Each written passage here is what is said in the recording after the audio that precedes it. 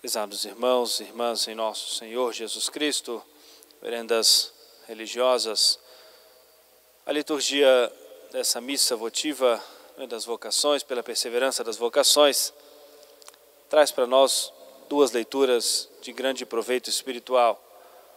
Primeiro, na primeira leitura, algo tão importante para nós. Nos diz a Sagrada Escritura: o amor de Deus não está em quem ama o mundo. Tudo que está no mundo, a concupiscência da carne, a concupiscência dos olhos, o orgulho da vida, nada disso vem do Pai, mas do mundo. Se nós queremos viver o amor de Deus e viver no amor de Deus, nós precisamos obrigatoriamente esvaziar o nosso coração de tudo aquilo que seja um impedimento para a presença do amor de Deus em nossos corações. Nós precisamos das coisas temporais, precisamos e vivemos nesse mundo, mas precisamos viver sem ser deste mundo. A nossa vida precisa estar direcionada sempre para o céu. Buscarmos as coisas do alto, elevarmos o nosso coração, o nosso pensamento e direcionarmos a nossa vida para o céu. E quando nós colocamos esse objetivo na nossa vida, nós conseguimos passar por esse mundo, nos utilizarmos das coisas que Deus proporciona e coloca à nossa disposição, mas sem perdermos o mais importante, que é o amor de Deus em nossos corações, que é a graça de Deus, a salvação de nossas almas. Esse momento que nós estamos vivendo da nossa história traz para nós muitas reflexões e importantes reflexões.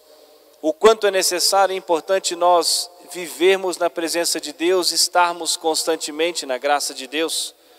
O quanto é importante e necessário nós estarmos unidos a esse tronco que nos mantém vivos na vida da graça, que é o próprio Cristo. Infelizmente, mesmo com todo esse contexto que o mundo vive, muitos não se aproveitam e não se importam, ainda assim, com todos os riscos, não se importam em viver na graça de Deus, não se preocupam em buscar, viver constantemente na graça de Deus. Temos as nossas fragilidades, as nossas fraquezas, e por isso nós temos o sacramento da confissão, da reconciliação, para novamente nós nos unirmos ao tronco, que é o próprio Cristo, que nos mantém vivos. E se nós estamos vivos para Deus, vivos na graça de Deus, nós permanecemos com o nosso direito à vida eterna, com o direito à recompensa de Deus no céu. Esse deve ser o objetivo da nossa vida. Sempre vem em paralelo com essa reflexão a liturgia na vida de São Luís de Gonzaga. E diz lá a liturgia nesse dia, com a Sagrada Escritura, com as palavras da igreja, que a sua vida era mais digna do céu do que da terra. A sua vida se assemelhava de certa maneira à sua pureza, à pureza dos anjos. A vida mais digna do céu do que da terra. Tudo na sua vida era direcionado para o céu. É certo que recebeu graças especiais de nosso Senhor. É certo que Santa Teresinha foi privilegiada, recebeu muitas graças especiais que a tornaram também tão grande santa, com muitos dons que Deus Nosso Senhor a enriqueceu, mas ela soube corresponder a esses dons, a essas graças. Ela correspondeu e sempre com muito sacrifício, mas correspondeu a esse chamado de Nosso Senhor. Mesmo que Nosso Senhor não vai nos pedir talvez o mesmo grau de graça de Santa Teresinha, pois concedeu a ela mais graças, mais privilégios, mais dons, mas diante das graças que Nosso Senhor concedeu e concede a todos nós, Ele pede de nós a correspondência.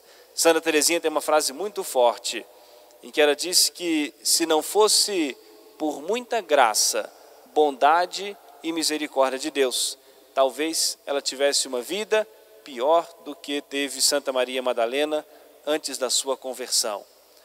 Uma frase muito forte, uma reflexão muito profunda, mas que mostra o quanto ela acreditava, confiava na misericórdia de Deus e o quanto ela reconhecia que aquilo que ela tinha de bom nela era fruto da graça de Deus. E é isso que é importante nós aprendermos dos santos, nós aprendemos e colocarmos isso em prática em nossas vidas, em que muitas vezes nós preenchemos o nosso coração do orgulho, da vaidade, do amor próprio e fazemos alguma coisinha talvez com mais facilidade, com mais praticidade do que o nosso próximo e nos julgamos melhores ou julgamos que é um dom nosso, que eu que fiz, eu que consegui, eu que conquistei e mais erradamente ainda utilizamos isso para nós desprezarmos e humilharmos o nosso irmão, a nossa irmã, humilharmos o nosso próximo.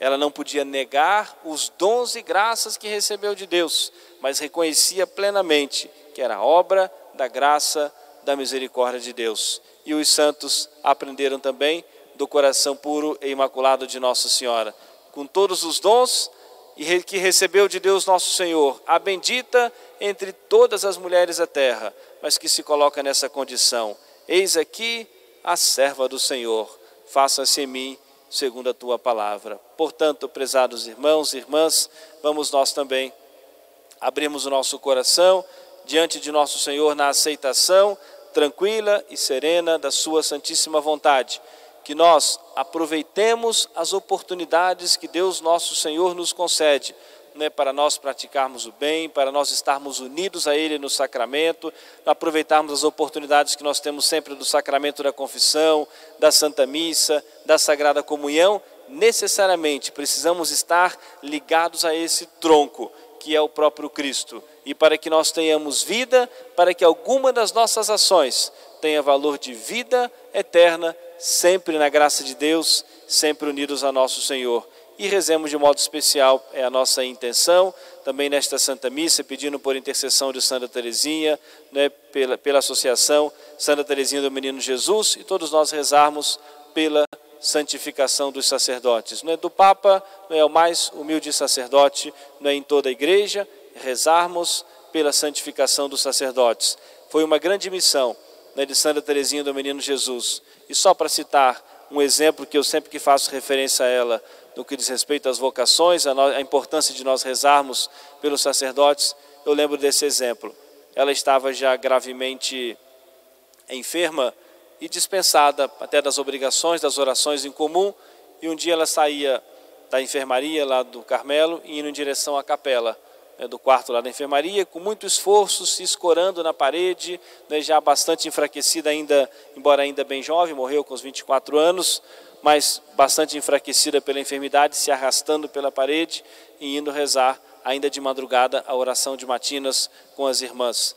E a irmã encarregada lá da enfermaria falou para ela: irmã Teresa, a senhora pode ficar lá rezar, deitada lá na enfermaria, está dispensada da obrigação da oração em comum.